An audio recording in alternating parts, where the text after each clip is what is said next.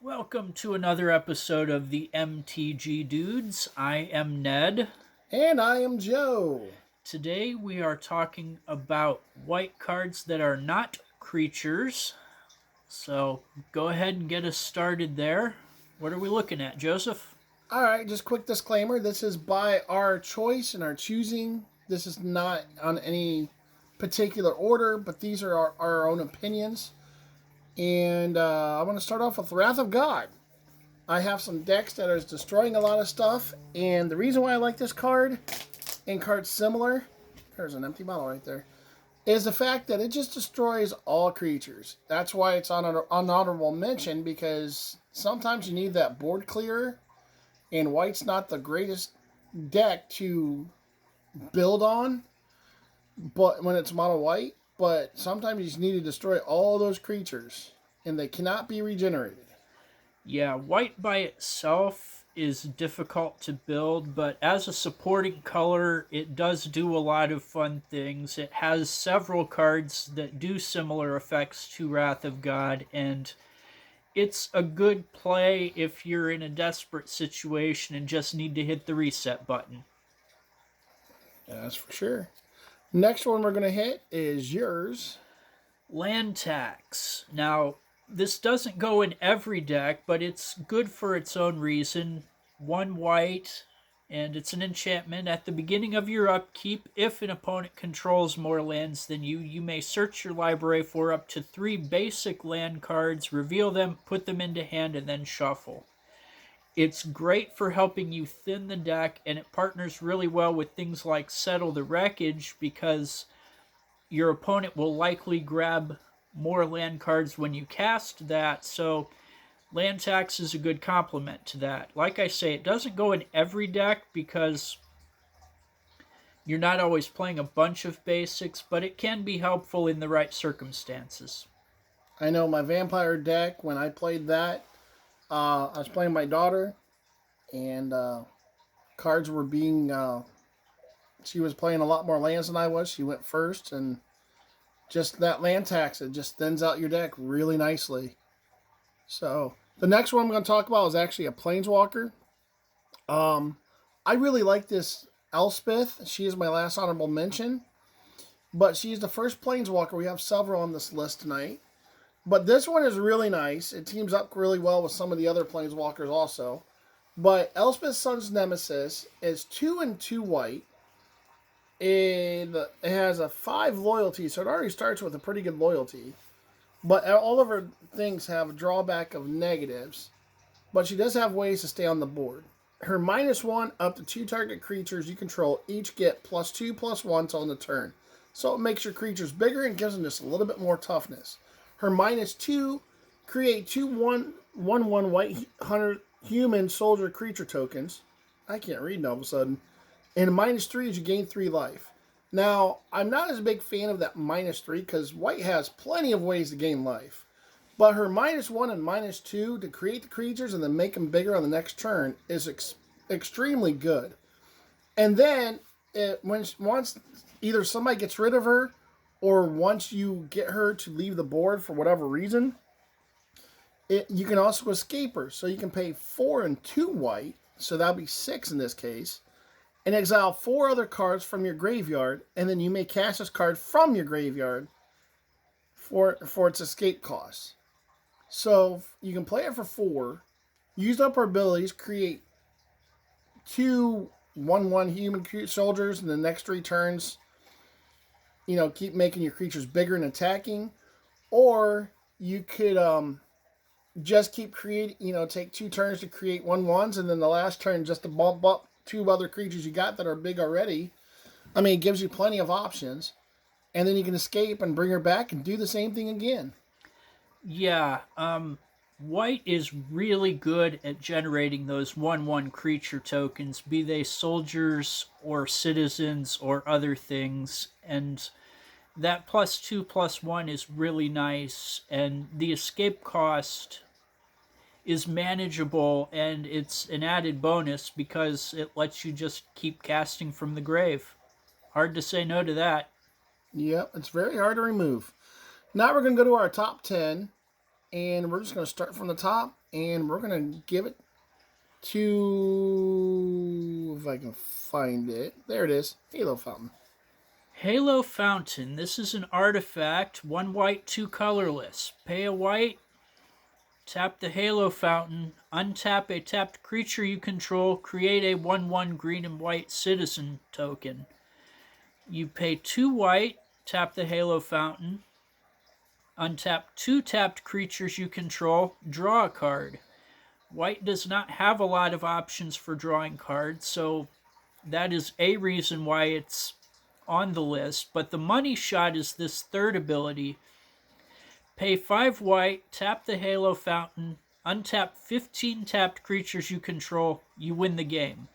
I've actually managed to pull some wins with that last ability, and like I said earlier, white does really well at generating creature tokens, so that 15 creatures is not insurmountable to make happen, and to get the instant win, it's a beautiful thing. Your opponent has to start paying attention to the creature count, and Halo Fountain, if nothing else, is a decoy for something equally important on your side of the board. If they decide to remove the Halo Fountain, that's something else you've saved. Absolutely. Etherflex Reservoir would be a good one for that example. Right. Throw this down, they counter it, throw down an Etherflex Reservoir. You gain plenty of life, and especially in Commander. The first one I'm going to talk about is actually going to be Ixalans Binding. I'm going to jump around on my list a little bit. But on this card, you remove a permanent from game. Now, in Commander, it's not as big of a deal because there's plenty of other spells that are 1 less mana to play, like Cast Out. That's the big one I can think of at the moment. But there's a lot of spells in white that just does spot removal. And it's temporarily for a turn. There's some creatures, there's some lands, enchantments, sorry. Enchantments are also one of the hardest things to remove on the board. So it's very easy to get this in play and then keep it in play. But the thing I like about Ixalan's Binding over the other ones is in a 60-card deck, you can totally shut down somebody's deck because it keeps you from playing. In a 60-card deck, the second part of it really, really comes into play. Your opponents cannot cast spells with the same name as the exiled card. In a 60-card game, you're allowed 4 of each card. That gives you basically 9 or 10 different cards you can play. They have some big creatures they can play, or impactful creatures. Or even another Ixalan's Binding. You throw the Ixalan's Binding on it, and all of a sudden, all those other ones are no good. Very nice card. And a 60 card especially, it can really, really shut down a deck. I had a guy totally just quit because he kept drawing stuff that I had exiled with Ixalan's Binding. Yeah, in the Pioneer format, this is a beautiful play for all the reasons that you mentioned. In Commander, it's like you said, it's not as big of a deal, but this is what white does better than probably any other card, is sending things to exile. And unlike sending things to the graveyard, it's almost impossible for them to come back. So, yeah, Ixalan's Binding is a good play. If you're looking for just a filler card, go ahead and do that because you're taking something off the board, and even if they do manage to get it back by removing Ixalan's Binding, you can hit it with some other enchantment next turn. And talking about exile, let's go ahead and go to this one. There you go. Swords to Plowshares. This is an instant spell. It's only 1 white to cast. Exile target creature. Its controller gains life equal to its power. Fantastic card. I think it belongs in every deck that uses white because that 1 white to send something to exile, any creature at all, be it the commander or something that is large and in charge. I mean, even an indestructible creature, you can still hit it with the Swords to Plowshares, and it's gone forever. Love that card. The other one I'm thinking of that goes with it is Path to Exile. I forget what the drawback is. I think they get a 3/3 creature, I think. No? No, they can grab a basic land with Path to That's Exile. right. That's right. But either way, it does the same thing. It exiles target creature, and it's only 1 mana. So both of these cards, I don't have the Path to Exile on the screen, but both of these cards are 1 mana. They exile, and the drawback is the person gets either life or it gets a mana. But either way, both cards very handy. 1 mana. Both cards are in exile, and they're out of the game. And it happens at instant speed, so you can do it on the opponent's turn. They go to attack, and there you go. Boom. The next one I want to talk about, and there's two problems that we have when it comes to white, and that's card draw and mana. And I'm going to hit on the one now, and I'll hit on another one later. But Dawn of Hope, it's a really nice card. White is really good at life gain. In fact, it's the best color for life gain. And for 1 and a white, you can play Dawn of Hope. And whenever you gain life, you may pay 2, any color. So it can be 2 green, 2 blue, 2 red, 2 yellow, 1 of each. Does not matter. But if you do pay the 2 and you gain life, you draw a card. Again, very nice, very handy. White needs that. And if you pay 3 and a white, and again, we talked about creatures earlier, create a 1/1 white soldier creature token with lifelink. That lifelink could be the card that could be the, not card, but creature that could give you that life to let you draw the card on the next turn. Yeah, it's a very good play. And if you don't have anything else to do with your mana, activate it on your opponent's turn. Get your 1/1 soldier, then you can attack with it when the turn comes back around to you. It's a good call, and yeah, the creature token and the card draw, hard to beat. The next one we're going to go to, and again, we're talking about exile, so let's just stay with that. Settle the Wreckage. This is an instant for 2 colorless and 2 white. Exile all attacking creatures target player controls. That player may search his or her library for that many basic lands, put them onto the battlefield, tap, then shuffle. The point is, you're sending all of the attacking creatures to exile. This card has broken a lot of games, particularly between you and me. But, yeah, sending the attacking creatures to exile, it's a wonderful thing, and it's not a big deal if they do grab the lands. If you've got a land tax in play, it helps you as well. There it is. We talked about already. And this is the card we was talking about when we was talking about land tax.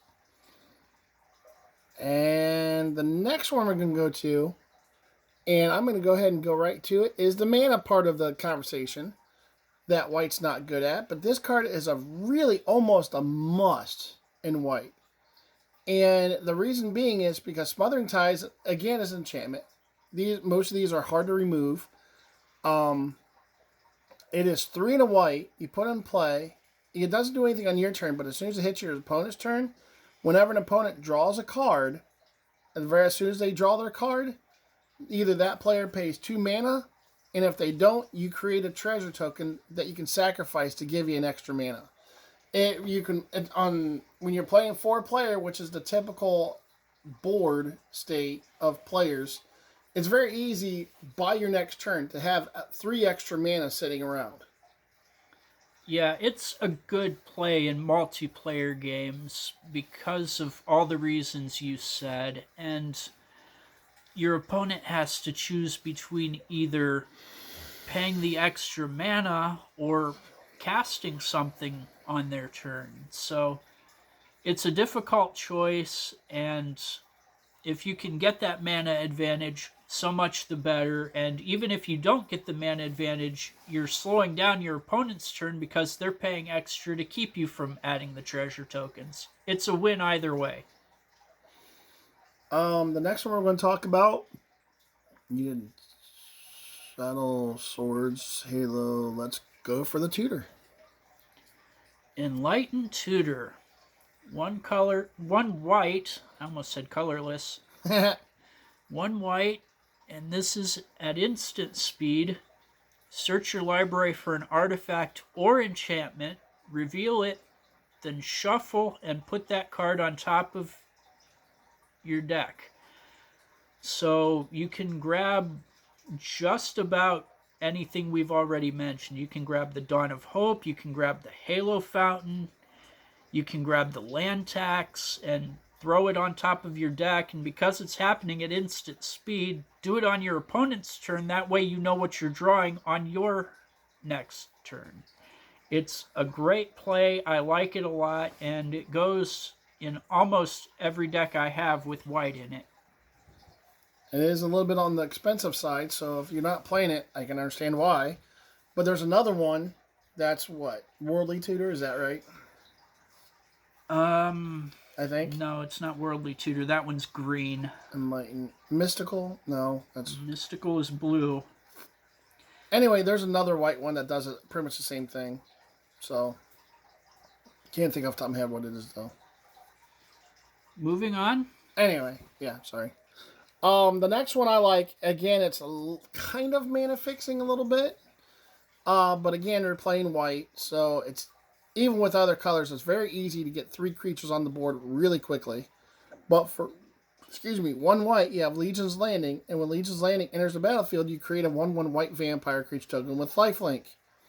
When you attack with 3 or more creatures, you can transform it. It gives you a land that you don't have to do much of anything. Just attack with 3 creatures, and you can automatically transform it. You can tap it for a white mana, or you can pay 2 and a white and create a 1/1 white vampire creature token with lifelink. So it gives you 2 options for land. Very nice, very easy, and not that hard to accomplish. Yes, again, we're talking about generating creature tokens, and this is what white does. And this is another method to make that happen. So, Legion's Landing for only 1 white, it's a good call in almost every deck, even if you're not focused on playing vampires. Just attack with any 3 creatures and it transforms. And that tutor card's it's going to hit me after we're done with the video. I can just see it. So we got 2 cards left on our list.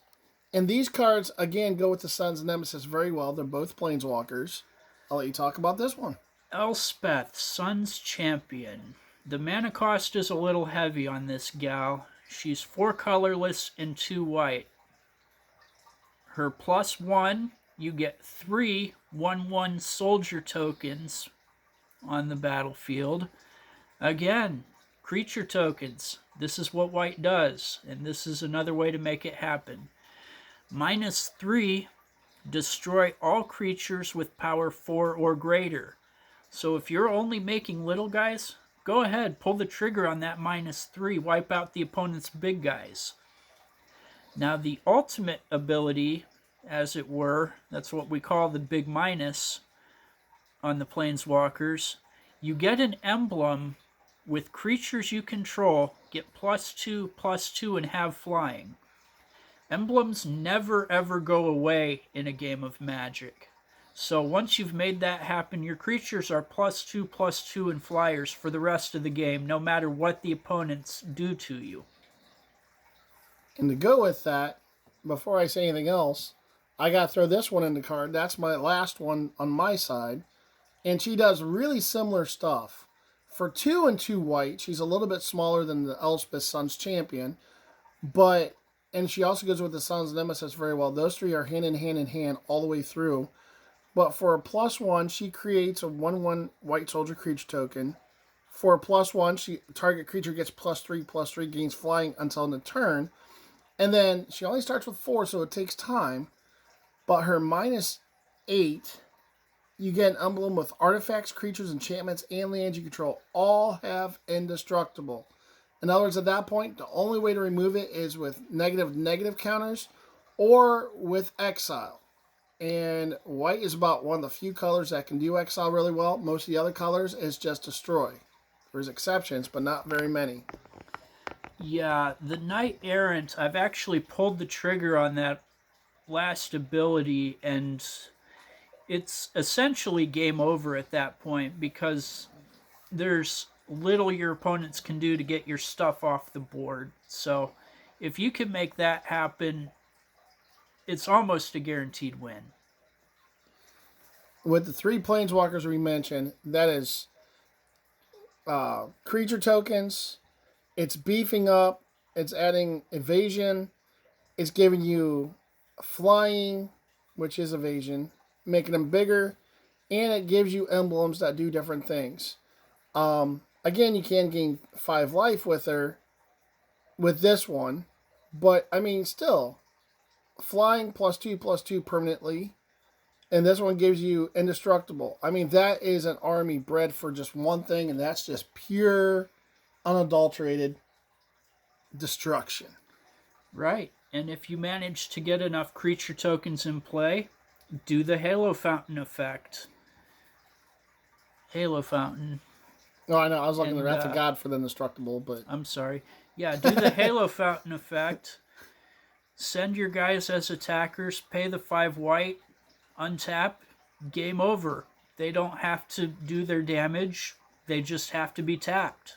or if you don't have enough creatures and you have the emblem out for the indestructible, Wrath of God. Destroy all creatures that can't be regenerated. Your guys have indestructible. Guess what? They're not leaving the board. It's a good time for sure, and there are other white cards that have similar effects. So, yeah, white is a wonderful supporting color, and I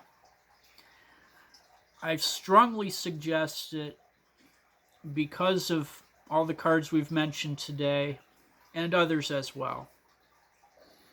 You can't beat it. Now, we want you guys' response. Again, disclaimer, this is our opinion, and this is very much our opinion of our favorite cards. We put them in most of our decks, one way or the other, give or take a few. I might actually try to make a deck where it's actually based on all the creatures we mentioned and all these cards and just see what I can do with it. But anyway, that's neither here nor there. But please like, share, subscribe. Give us your thoughts. What cards do you like? What cards do you not like? What cards do you want to see happen? Give us some mentions of some cards that you guys like that's not on our list. We would appreciate that. And if it comes to mind, pardon me, if it comes to mind, also give us some ideas of other topics you'd like us to talk about within Magic the Gathering. We mostly do card lists, but there are certainly other things we could talk about. So give us some feedback. Give us some ideas of what else we can talk about. I also recently did a deck on the dinos, and I did post that, and I'm still waiting for some more some feedback, positive or negative, on it. Suggestions about what you guys would think. So backtrack on some of our other videos and give us your thoughts on those. We're trying to hit on about, we're starting small right now. We're just coming off the ground here at the beginning of the January. I don't know exactly when we started, but a short time ago, and I know we're starting to build up, but come on, we're shooting for a goal of what, say 30 subscribers at this point. Sure, that sounds like a safe And number. it's small, it's easy. All you have to do is give us a nice, simple thumbs up. Big thumb on the screen, but a little thumbs up. Just like, share, subscribe, give us thumbs up, give us your feedback, and we will catch you guys on the next one.